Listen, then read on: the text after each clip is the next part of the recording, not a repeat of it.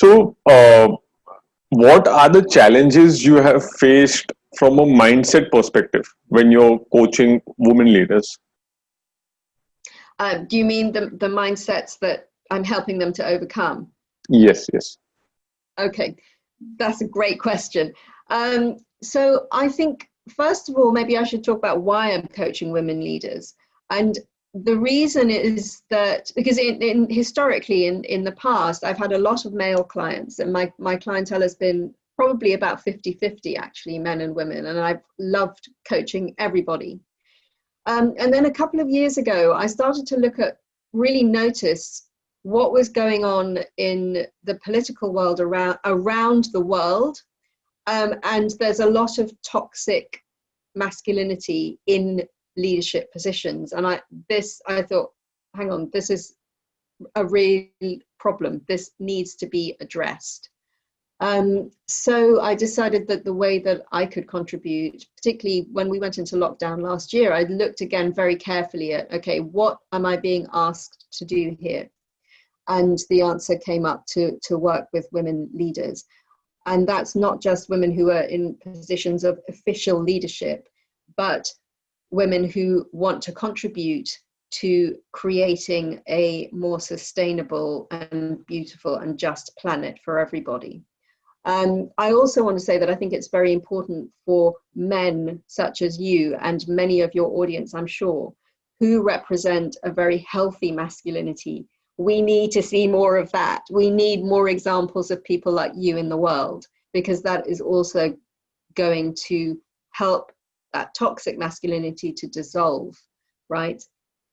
To answer your question about the mindsets, I think that one of the things, and I'm speaking from, of course, my own experience here as well, is that as girls, we're taught very young to question ourselves, right? And to not trust our own judgment.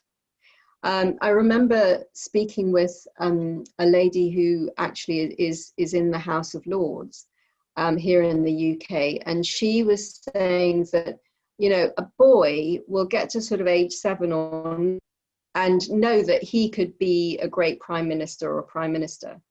That a woman will get to sort of age 40 and someone else will suggest to her, oh, you know, you should run for parliament. And she'll say, oh, really? You think I could do that? And it's absolutely true. There is a question, we are taught very young as girls, and this goes right around the world, I'm sure, to question ourselves and to not trust our own judgment. And a big part of that is questioning our bodies. That goes in very, very, very young, right? So one of the biggest mindsets that we need to overcome as women is we need to relearn to trust ourselves, to trust our intuition. Another mindset, interestingly, is around money.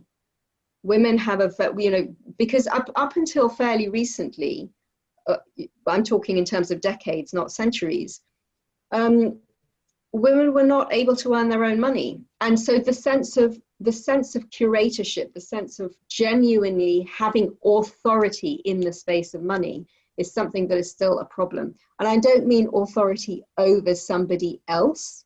I mean the full authority to trust your own judgment in earning money, in keeping money, and in spending money. And I've learned that that is an extremely important one. Whether a woman is working herself, whether she is curating the money in a home, it doesn't matter.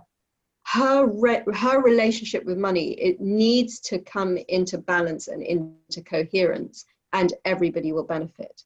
So those are two of the big mindset issues that we as women need to work with.